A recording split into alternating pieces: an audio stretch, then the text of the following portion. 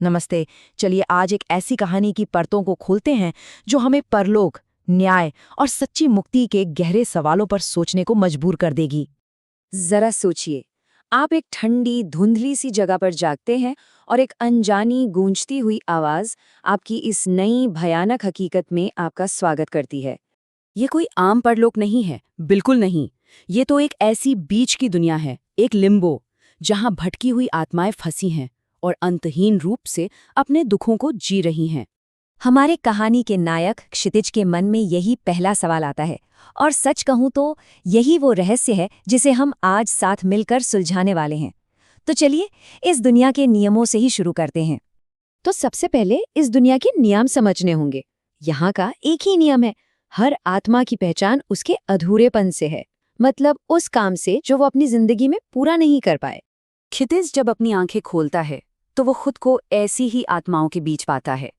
हर कोई, मतलब हर कोई अपनी ही एक त्रासदी में, एक लूप में फंसा हुआ है, और सबकी आंखों में एक ही तरह का खालीपन है। और फिर अचानक क्षितिज को सब याद आता है, वो तेज रफ्तार ट्रक और वो प्रपोजल जो वो अपनी प्रेमिका को कभी कर ही नहीं पाया। और बस उसी पल उसे समझ आ जाता है कि उसका बंधन क्या है, अधूरा प्यार। उसे ये एहसास होता है कि जब तक वो इस दर्द को पकड़े रहेगा वो यहीं फंसा रहेगा। तो वो यहाँ से निकलने का एक रास्ता सोचता है। वो बाकी आत्माओं के सामने एक एक बिल्कुल नया विचार रखता है। वो कहता है, क्या हो अगर मुक्ति का रास्ता अपने दर्द को भूलना नहीं बल्कि उसे एक दूसरे से बांटना हो। और फिर क्षितिज के इस आइडिया को परखने के लिए दो आत्माएं आगे आती हैं। उनकी कहानियां ही इस थ्योरी का पहला टेस्ट है। पहली कहानी है सावित्री की। वो बताती हैं कि कैसे सालों की मन्नतों के बाद वो माँ बनी, लेकिन बच्चे को जन्म देते वक्त उसकी मौत हो गई क्योंकि उसने अपने बच्चे को बचाने का फैसला किया था। तो उसका बंधन क्या था? अधूरा मातृत्व, मतलब एक माँ का वो दर्द जो कभी अपने बच्चे को सीने से लगा ही नहीं पाई। यही अधूरापन उसे यहाँ रोके हुए था। अगली है गुड़िया, एक छोटी सी बच्ची जो दिल की एक बीमारी के साथ पैदा हुई थी। उसकी माँ ने उसे बचाने की बहुत कोशिश की, लेकिन अस्पताल पहुंचने से पहले ही उसने अपनी माँ की गोद में ही दम तोड़ दिया। तो गुड़िया का बंधन भी प्यार ही था, लेकिन ये कहानी का दूसरा पहलू था। एक बच्चे की तड़प अपनी माँ के प्यार के लिए जो उसे कभी पूरा मिल नहीं पाया।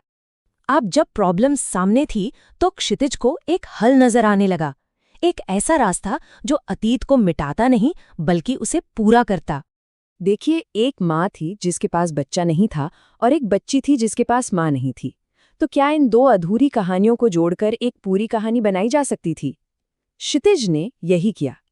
उसने सावित्री को वो माँ का प्यार देने का मौका दिया जो वो देना चाहती थी, और गुड़िया को वो प्यार पाने का जिसके लिए वो तरस रही थी। और जैसे ही सावित्री ने गुड़िया को गले लगाया, मानो उनका सारा दर्द, उनका अधूरापन एक पल में खत्म हो गया। दोनों को शांति मिल गई, मतलब क्षितिज का आइडिया काम कर गया। सहानुभूति ही मुक्ति का रास्ता बन गई। लेकिन कहानी यहाँ खत्म नहीं होती। जहाँ हमदर्दी कुछ घावों को भर सकती है, वहीं कुछ गुनाह ऐसे होते हैं जिनका हिसाब बिल्कुल अलग होता है।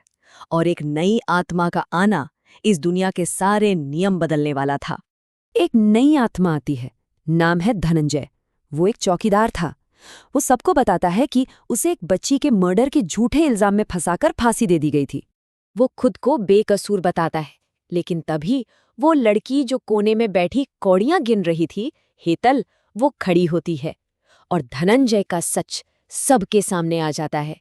वो कोई बेकसूर नहीं था, हेतल ही वो लड़की थी, और धनंजय की मासूमियत की पूरी कहानी एक बहुत बड़ा झूठ थी। और अब हमें समझ आता है कि वो बार बार 14 तक ही क्यों गिन रही थी। क्योंकि जब धनंजय ने उसे मारा था तब वो सिर्फ 14 साल की थी। वो इतने सालों से अपनी छीनी हुई जिंदगी के साल गिन रही थी और उसके यहाँ आने का इंतजार कर रही थी।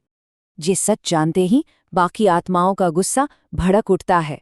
वो धनंजय से कहती हैं, तुम रक्षक होकर भक्षक बन गए। तुम तो इस अंधेरी दुनिया के भी लायक नहीं हो। इस बार वो हमदर्दी के लिए नहीं बल्कि न्याय के लिए एक साथ खड़ी होती हैं। और उनका फैसला एक शाप बनकर सामने आता है। धनंजय को मोक्ष तब तक नहीं मिलेगा जब तक इस दुनिया की हर एक आत्मा को मोक्ष मिले 10,400 साल नहीं बीत जाते। सोचिए क्या सजा है। तो ये कहानी हमें आखिर में दो रास्ते दिखाती है। एक रास्ता है आपसी जुड़ाव से मिलने वाली मुक्ति का, और दूसरा है कर्म के उस इंसाफ का जिससे कोई कभी नहीं बच सकता। और ये हमें एक बहुत बड़े सवाल के साथ छोड़ जाती है।